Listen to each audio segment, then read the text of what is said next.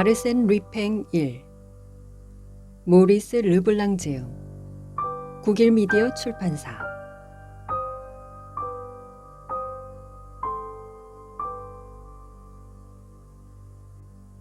보물을 지키는 자와 훔치는 자. 말라키 성은 강 한복판의 바위 위에 세워진 성이다. 성으로 연결된 다리는 단 하나뿐이었다. 만약 다리를 건너온다고 해도 성문이 잠겨 있으면 안으로 들어올 수 없다. 성 주위에는 깎아지른 듯한 절벽이 있어서 강을 통해 안으로 들어올 수도 없다. 하지만 상대는 아르센 리팽이었다. 리팽이 예고장을 보낸 이상 뭔가 사건이 일어날 것이다. 남작은 무기를 꺼내 단단히 무장하고 성 주변을 한 바퀴 돌며 이상한 낌새는 없는지 다시 한번 살폈다. 시간이 지날수록 남작의 불안한 마음은 눈덩이처럼 커져만 갔다. 설마 가니마르 경감이 안 오는 건 아니겠지? 초조하게 기다리고 있을 때 발자국 소리가 들려왔다. 가니마르 경감이 건장한 남자 2명과 함께 말라키 성을 찾아왔다. 남작은 반갑게 달려나가 문을 열었다. 남작은 가니마르 경감과 함께 서 있는 2명의 남자를 보고 깜짝 놀랐다. 굵은 목에 억센 손을 가지고 있는 덩치가 크고 힘이 센 젊은이들이었다. 이분들은 누구신가요? 파리에서 온 형사들이요. 둘 다 실력이 아주 뛰어난 형사니 믿어도 좋소. 네, 어서 들어오시지요. 가니마르 경감과 건장한 형사들이 성 안으로 들어오자 카오른 남작은 그제야 좀 안정을 찾는 듯했다. 가니마르 경감은 성의 구조에 대해 몇 가지 질문을 하고 자세히 파악한 뒤 남작에게 말했다. 이 성의 모든 문을 잠그시오. 남작은 가니마르 경감의 말대로 하인들에게 성의 모든 문을 잠그라고 지시했다. 하인들은 꼼꼼하고 신속하게 문을 잠갔다. 다 되었으면 이제 하인들도 모두 성 밖으로 내보내도록 하시오.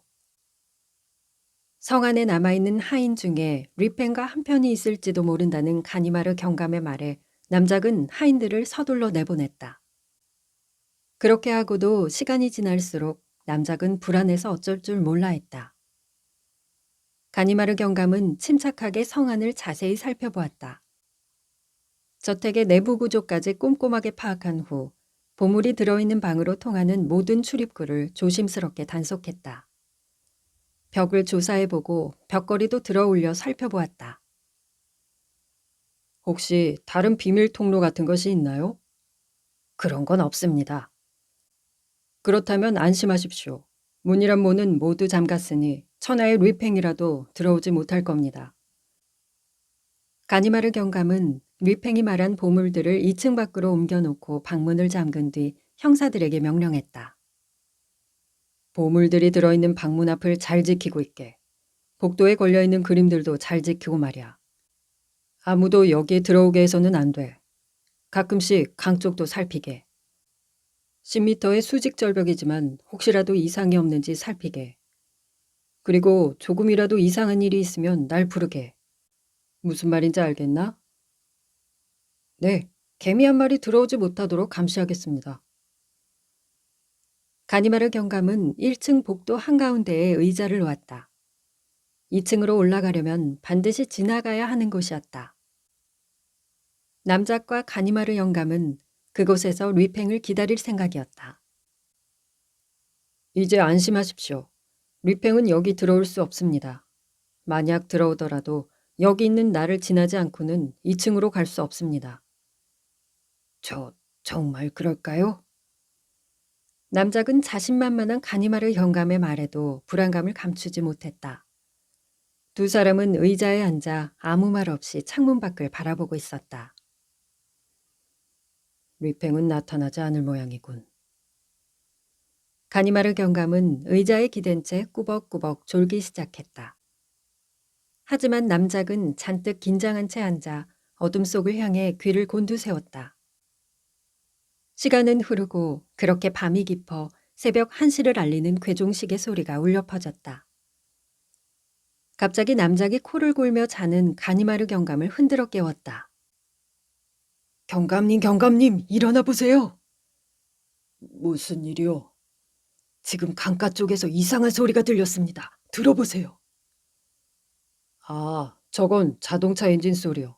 자동차가 지나가는 모양이죠. 가니마르 경감은 대수롭지 않게 대꾸하고는 다시 잠이 들었다. 바짝 긴장한 표정으로 입구를 노려보던 남작도 2시가 넘어가자 리팽이 오지 않을지도 모른다는 생각에 긴장이 조금씩 풀리기 시작했다. 그리고 조금 후 가니마르 경감의 코 고는 소리를 자장가 삼아 스르르 잠이 들고 말았다. 감쪽같이 사라진 보물들. 드디어 새벽이 밝았다. 평화롭고 상쾌한 강기슭을 덮친 아침의 조용함이 성을 감싸고 있었다. 무사히 밤을 넘겼군요. 정말 다행이에요. 가니마르 경감은 주위를 휙 둘러보더니 기지개를 크게 켜며 일어났다. 내가 뭐라고 했습니까? 아무 일도 일어나지 않을 거라고 했죠. 내가 이렇게 일어나지도 않을 일을 맡았다는 일이 창피할 지경입니다. 가니마르 경감은 천천히 계단을 오르기 시작했다. 아무 소리도 나지 않았다. 조금도 수상한 것은 없었다. 내가 말한 대로죠. 하지만 남작은 재빠르게 2층으로 달려갔다. 자신의 보물이 무사한지 확인하기 위해서였다. 그런데 2층으로 올라간 남작이 외마디 비명을 질렀다.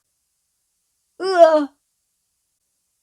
가니마르 경감도 빠르게 계단을 뛰어 올라갔다. 두 형사는 의자 위에서 몸을 웅크리고 팔을 축 늘어뜨린 채 잠에 취해 있었고 복도와 2층 방에 놓아둔 보물들이 감쪽같이 사라져버린 것이다.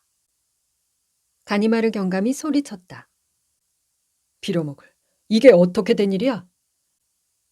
남작은 텅 빈 복도와 열려있는 문틈으로 보이는 텅 빈 방을 보고는 숨이 넘어갈 듯 소리치며 뛰어다녔다. 내 그림 모두 어디 갔지? 바토의 그림도 루벤스의 그림도 방 안에 숨겨둔 수집품도 전부 없어졌어. 남작은 다른 방으로 가보았다. 루이 16세의 촛대도 없어졌어. 아, 섭정시대 샹들리에 12세기 성모상도 다 없어.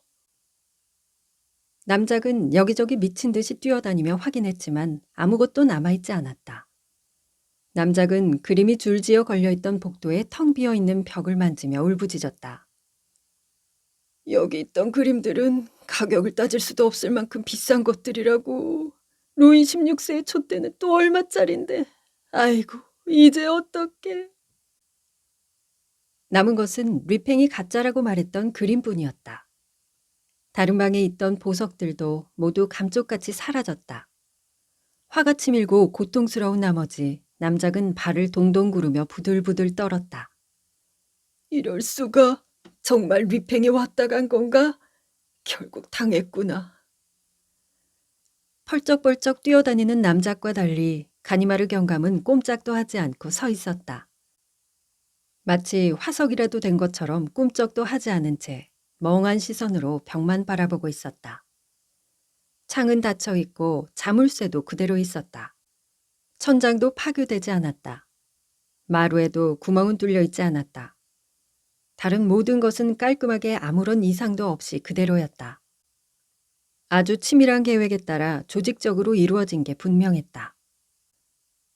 아르셈 리팽, 아르셈 리팽. 가니마르 경감이 분한 듯 중얼거리더니 형사들에게 화를 냈다.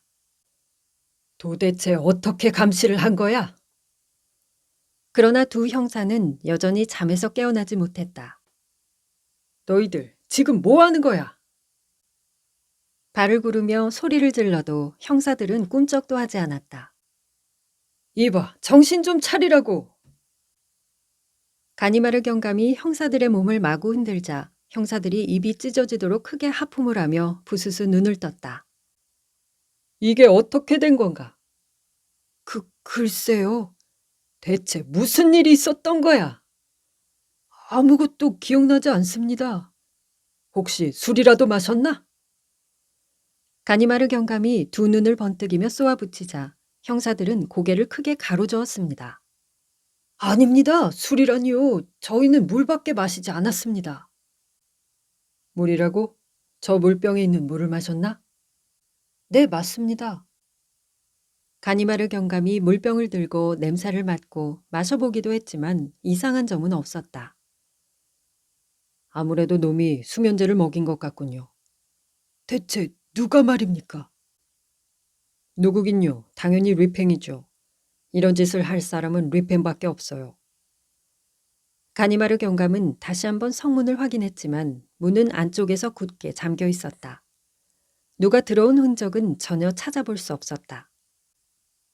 이게 어떻게 된 일이지? 성문이 닫혀 있어서 들어올 방법이 없었을 텐데.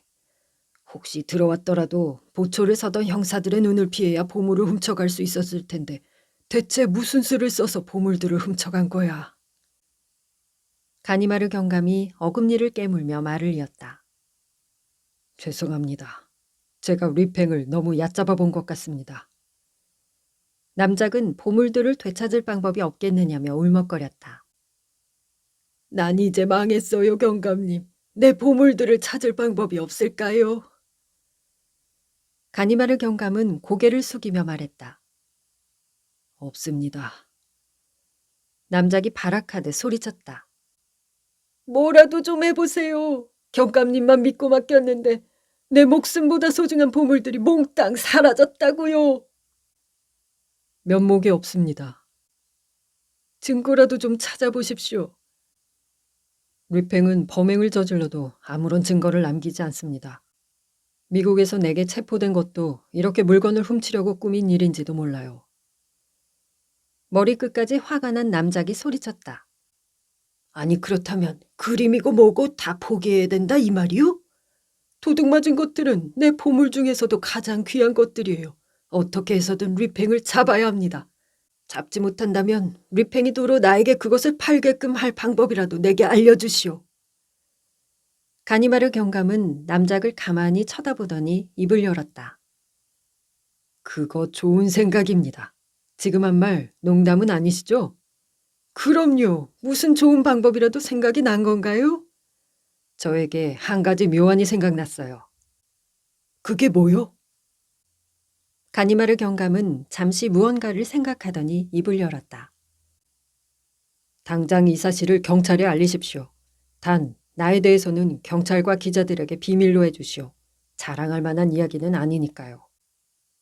두 형사는 이제야 최면에서 깨어난 사람처럼 정신을 차리고 가니마르 경감을 따라 나섰다. 가니마르 경감과 두 형사는 도망치듯 말라키 성을 떠났다. 그날 오후 남작은 상태교도소에 수감 중인 리팽이 자신의 물건을 훔쳐갔다고 경찰에 신고했다. 신고를 받은 경찰은 말라키 성을 샅샅이 조사했다. 성의 꼭대기에서 밑바닥까지 살피고 돌멩이까지 하나하나 들추어 보았다. 벽난로, 심지어는 거울의 테두리로부터 천장의 대들보에 이르기까지 일일이 살폈다. 옛날 말라키의 영주들이 탄약과 식량을 넣어두었던 넓은 지하실도 횃불을 켜들고 조사했을 정도였다. 심지어 바위를 몇 군데 파보기까지 했다. 그러나 모든 게 헛수고였다. 지하 비밀 통로 같은 것은 흔적조차 발견할 수 없었으며 몰래 빠져나갈 수 있는 구멍 같은 것은 아예 존재하지도 않았다. 리팽이 어떻게 성에 들어와 남작의 수집품을 훔쳐갔는지 끝내 알아낼 수 없었다. 경찰이 아무것도 찾지 못했다는 사실을 알게 된 기자들이 말라키 성으로 벌떼처럼 몰려들었다. 남작은 사람들이 모여드는 것을 막을 수 없자 신고한 것을 후회했다. 하지만 이 사건이 미궁 속으로 빠져들자 사람들은 점점 더 흥미를 가졌다. 가구나 그림이 귀신처럼 사라질 수는 없는 노릇이 아니냐며 입을 모아 수군거렸다. 하늘로 솟거나 땅으로 꺼진 것이 아니라면 그림과 작품들을 누군가는 옮겼을 텐데 과연 그들은 어떻게 성으로 들어왔다가 어디로 나갔는지 도무지 알 방법이 없었다. 그들은 리팽이 어떻게 보물들을 훔쳤는지 추리하기 시작했다. 말라키 성에 비밀 통로가 있는 게 아닐까요? 맞아요. 분명 남작도 모르는 비밀 통로가 있을 거예요. 그게 아니라면 리팽이 무슨 수로 성 안에 들어갔겠어요? 복도에 있던 두 형사는 왜 잠이 들었을까요? 그리고 류팽은 훔친 수지품을 어떻게 성 밖으로 옮겼을까요? 게다가 류팽은 상태 감옥 안에 갇혀 있었는데 말입니다. 역시 아르센 류팽이에요. 정말 대단해요. 사람들은 감탄하며 말했고 말라키 성의 사건은 점점 유명해졌다. 신문에는 류팽과 관련된 황당한 이야기가 실렸고 사람들은 이를 믿기 시작했다. 특히 류팽이 처음 보낸 편지가 에코드 프랑스 신문에 실리자 류팽이 대담하게 남작에게 미리 경고한 뒤 범행을 저질렀다는 것에 사람들은 흥분했다. 모이기만 하면 이 이야기를 했고 온갖 상상의 나래를 편 이야기들이 나왔다. 그 중에서도 지하 비밀 통로를 통했다는 이야기가 제일 힘을 얻으며 퍼지고 있었다. 이에 검찰마저 지하 비밀 통로를 다시 수사하기 시작했다. 하지만 이번에도 헛수고였다.